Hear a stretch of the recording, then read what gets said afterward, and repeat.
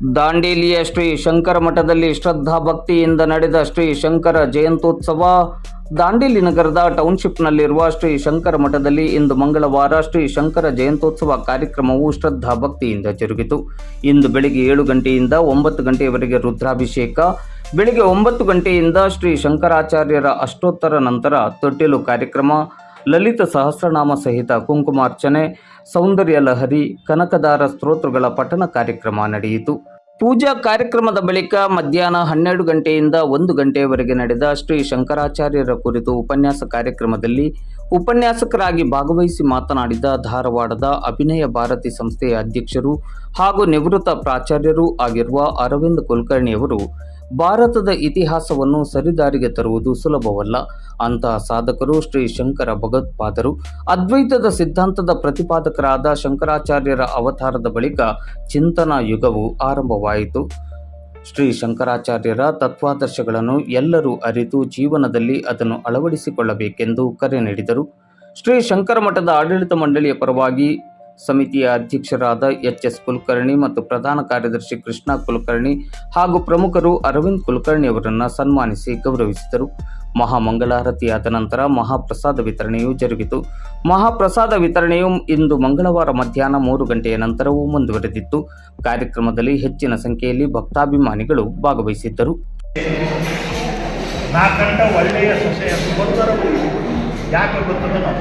ಯಾವ್ಯಾವ ನೀವು ಗುಣಾನುಗುಣಗಳನ್ನು ಅಪೇಕ್ಷೆ ಮಾಡ್ತೀರೋ ಅಂತ ಒತ್ತಡ ಇರಬೇಕಲ್ಲ. ಹಂಗೆ ಒಳ್ಳೆಯ ಗಂಡ, ಒಳ್ಳೆಯ ಹೆಂಡತಿ ಇವು ಸಹಿತ ವೆರಿ ಕಾಂಟ್ರವರ್ಸಿಯಲ್. ಯಾಕೆ ಒಳ್ಳೆಯ ಗಂಡ ಇದು ಇಲ್ಲ, ಯಾಕೆ ಉತ್ತರ ಕೊಡುವಂಥ ಸ್ಥಿತಿ ಒಳಗೆ ನಮ್ಮ ಭಾರತ ಇಲ್ಲ. ಯಾಕಿಲ್ಲ?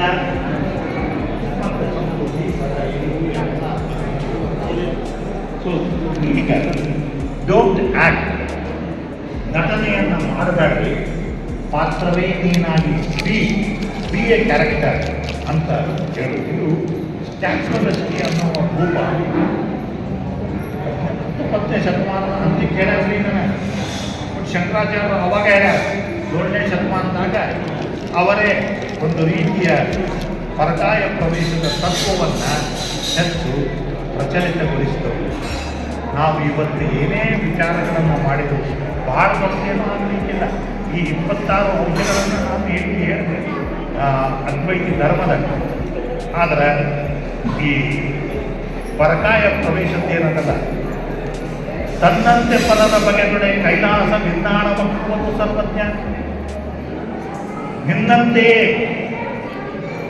ಪರವೂ ಇದ್ದಾರೆ ಅನ್ನುವ ಈ ಪರಕಾಯ ಪ್ರವೇಶದ ಒಂದು ಫಾರ್ಮಲ್ ಬರ್ತದೋ ಆವಾಗ ಸಾಧ್ಯ.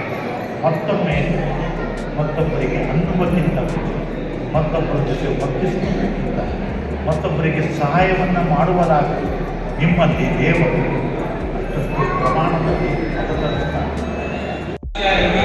ತತ್ವಗಳನ್ನು ನಮಗೆ ತಿಳಿಯುವಂತೆ ಅವರ ಹಲವಾರು ತತ್ವಗಳಲ್ಲಿ 26 ತತ್ವದ ಒಂದು ಮಹತ್ವವನ್ನು ನಮಗೆ ತಿಳಿಸಿಕೊಟ್ಟಿದ್ದಾರೆ.